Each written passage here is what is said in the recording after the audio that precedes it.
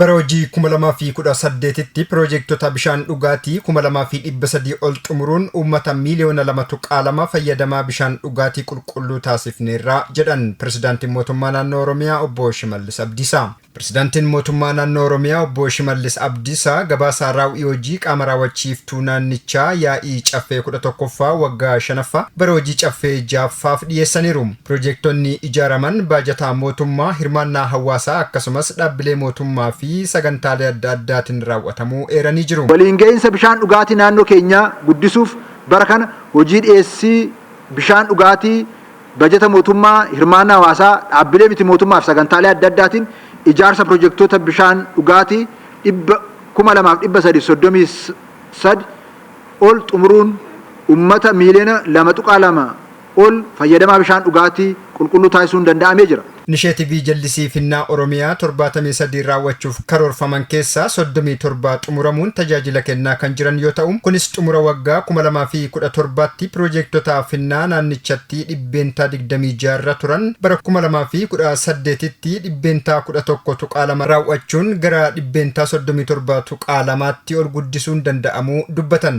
Ijaarsa piroojektota jallisii bara 2017 dhibbeentaa 31.78 irra turan bara 2018tti ammoo dhibbeentaa 75.6 qaqqabsiifneerra jedhanii jiru. Ijaarsa piroojeektiiwwan misooma jallisii sagantaa mootummaa fi qaamolee deeggartootaa 2096 gaggeeffamaa kan jiran bara 2017tti giddugaleessaan dhibbantaa 31.7 irraa kan turan giddugaleessaan dhibbantaa 75.5 irraan qaqqabsiisuun danda'ameera. Piroojektota jallisii 192 bara baajatichaatti xumuramaniinis lafa hektaara 27 fi 500 misooma jallisiif qopheessuun abbaa warraa 173 fi 453 fayyadamoo taasifamuu himan. Bara kana piroojektota jallisii 255 xumuruuf karoorfamee piroojektonni 192 xumuruun lafa hektaara